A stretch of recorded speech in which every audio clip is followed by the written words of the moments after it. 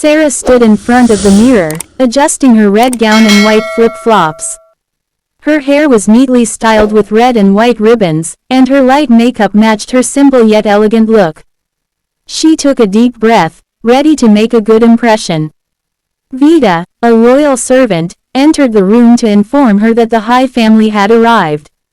Sera gave a quick response, took one last look in the mirror, and left the room, preparing herself for the meeting. Outside, Zachery stood near the driveway, watching as the cars pulled up. He was calm and serious as always, his face showing little emotion. The first car door opened, and two young women stepped out.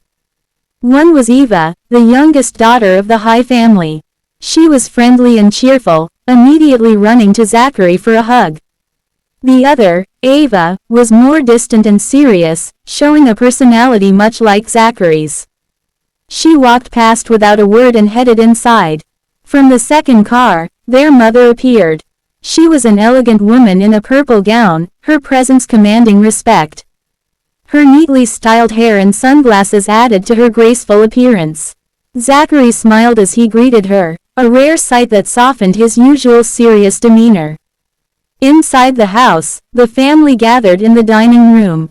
Eva stayed close, offering friendly remarks to make Sera feel more comfortable.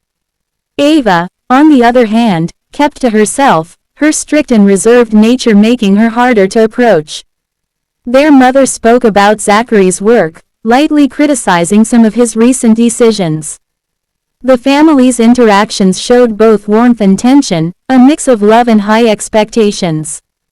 As the dinner continued, the family awaited the arrival of two more members, Marshall and Alicia. When Marshall arrived, his confident entrance caught everyone's attention. He was Zachery's cousin, tall and charismatic, with a playful attitude that hinted at deeper issues. As he approached the table, his eyes met Sera's, and both froze in shock. Marshall was the man she had met the previous night, the one who had kissed her. The realization struck them both, creating an awkward tension that hung over the room. Neither had expected to see each other again, let alone under these circumstances. The rest of the family, unaware of their history, carried on, but the silent exchange between Marshall and Sera hinted at a story yet to unfold. Sera sat in her room, quietly scrolling through her phone. At the dining table earlier, she had managed to mask her true feelings with a calm expression. But now, left to herself, the weight of her thoughts pressed heavily on her.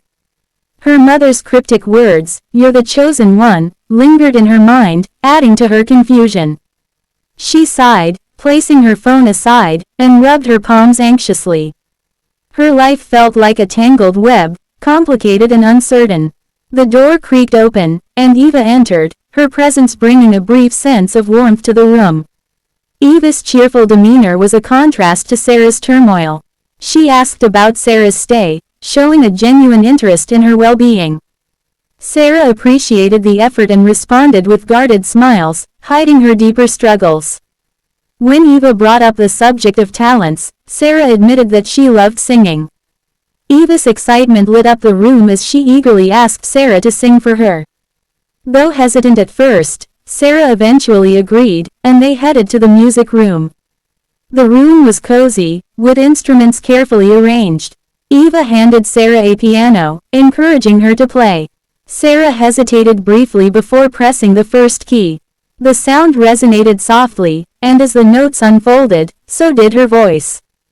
Her song was hauntingly beautiful, filled with emotion and longing. It spoke of a wanderer, searching aimlessly for a home, belonging everywhere but nowhere. The lyrics reflected Sera's inner turmoil, her feelings of displacement and longing for peace. When she finished, Eva clapped enthusiastically and hugged her, praising her talent. Sera managed a faint smile, but her emotions betrayed her as tears welled up in her eyes. She quickly wiped them away, brushing off Eva's concerns. Overwhelmed, Sera left the music room and made her way to the garden. Among the flowers, she let her emotions pour out. She stared at the blooms, wondering if her life could ever hold such beauty. Questions of fate and happiness clouded her mind. She felt trapped in a life she hadn't chosen, submitting to circumstances beyond her control. Her thoughts were interrupted by the presence of Marshall. He approached with his usual air of confidence, his tone laced with sarcasm as he addressed her. His words stung, yet Sera maintained her composure. She spoke politely, carefully choosing her words, but Marshall's disdain for his brother was evident.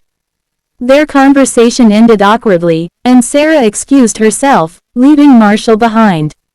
As she walked away, she felt his eyes following her, and an inexplicable unease settled over her. In the quiet of her room later that evening, Sera reflected on the events of the day. Her heart felt heavy, burdened by questions of fate and freedom. For how long would she endure this life? Could she ever truly escape? Ava walked into her room and lay on the bed. She felt happy to be back because she had missed this place so much. She rang the small bell on the table beside her bed, and a maid came in quickly. Ava noticed the maid didn't show any respect, which made her angry. She scolded the maid for not bowing and shouted at her. The maid apologized, bowed, and quickly left the room when Ava told her to leave. After the maid left, Ava took a bubble gum from her bag, opened it, and started chewing. Then, she picked up her phone to make a call. While dialing Mary's number, Ava thought about the woman she had seen downstairs, Zachery's wife. Ava didn't like her from the moment she saw her. She felt annoyed that Zachery had married someone like that. Ava decided she would make the woman leave the house, and she would use Mary to help her. Mary was Ava's best friend, and Ava wanted her to be with Zachery instead. When Mary picked up the call, Ava told her to come back to town immediately. Mary, curious and concerned, agreed to take the next available flight. Ava smiled, feeling confident that her plan was coming together. At the same time, Zachery was in his room when his mother walked in. She smiled as she talked about how much he had grown. They talked for a while before she asked about the woman downstairs. Zachery told her that the woman, Sera, was the one he had mentioned earlier. Zachary's mother looked worried. She told him to stop treating Sera badly. She said Sera didn't deserve such cruelty and reminded Zachery that none of the women he mistreated knew about his past. Zachery explained that Sera was his chosen one, but he was frustrated because she didn't have the qualities he had expected. She couldn't sing, couldn't read minds, and didn't have the stomach mole that was supposed to mark the chosen one. As they spoke, Ava appeared at the door. She had been listening and was furious. She shouted at Zachery, calling him cruel and heartless for treating women badly. Her words made Zachery so angry that he slapped her. He immediately felt bad and tried to apologize, but Ava, hurt and crying, ran out of the room, shouting that she hated him. Zachary's mother was very disappointed. She scolded him for hitting his sister and for his bad behavior toward women. She reminded him that a woman had given birth to him and that he needed to respect women. Then, she told him she was leaving the house and wouldn't return until he changed. Later, Zachary's brother, Marshall, came into the room and mocked him. Marshall's words made Zachery even angrier, and the two began fighting. Zachery, being stronger, injured Marshall badly, but not before getting a small cut on his lip that healed quickly. After the fight, Zachery felt even worse. His mother and sister had left him, and his anger and frustration grew stronger. Alone in his room, he thought about how everyone saw him as a bad person, but no one cared to understand why. Deep inside, he hated his real father, and that hatred made him hate everyone else too. Vida sat quietly in her room, deep in thought. She had been sent to protect Sera, but things in the house felt strange. The family was tense, and Ava's recent behavior worried her. Ava had been making secret phone calls and seemed to dislike Sera more every day. Vida knew trouble was coming. She had seen signs like this before. Her partner, Ryan, walked in and sat beside her. He was always calm and supportive, but tonight he looked uneasy. Vida trusted him, but there were times when she felt he was hiding something. She couldn't shake the feeling that their mission wasn't just about protecting Sera. Why had the boss chosen Sera, of all people? What made her special? Meanwhile, Sera stayed in her room, trying to avoid the family drama. She felt like an outsider and couldn't understand why they all hated her so much. Finally, tired of sitting alone, she decided to go downstairs. On the stairs, she ran into Ava, who blocked her path. Ava's glare was sharp, and Sera could feel the tension. Without saying much, Ava made it clear that she blamed Sera for the family's problems. Sera tried to walk away, but Ava's words stung. Still, Sera stood her ground, refusing to be intimidated. As night fell, the house became quiet. Zach, her husband, hadn't returned, and Sera found herself worrying about him. She didn't want to care, but she couldn't help it. When she finally heard the door open, she hurried to the living room. Zach stumbled in, drunk and mumbling to himself. His eyes were red, and he looked completely lost. Sera helped him to his room, struggling to keep him steady. He talked about people hating him, about someone named Minjon, and about his father. None of it made sense, but his sadness was clear. Once Zach was asleep, Sera noticed a small notebook on his table. She picked it up and opened it.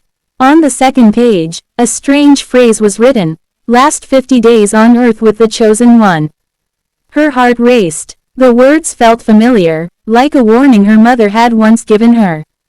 Was Zach in danger? Or was she? She placed the notebook back and turned to leave, but Zach grabbed her wrist in his sleep. She froze, startled. He muttered something, but she couldn't make out the words. For a moment, she looked at him closely. He didn't seem like the cold, cruel man she thought he was. He looked broken. Elsewhere in the house, Vida couldn't sleep. Zach's drunken words had caught her attention, especially the name Minjon. She knew that name, it was tied to a painful part of the boss's past. If Zach was connected to Minjon, then this mission was far more dangerous than she thought. Ryan, too, was acting strangely. He had avoided talking about Zach and seemed deep in thought. Vida wondered if he knew more about what was really going on. She was starting to doubt whether she could fully trust him.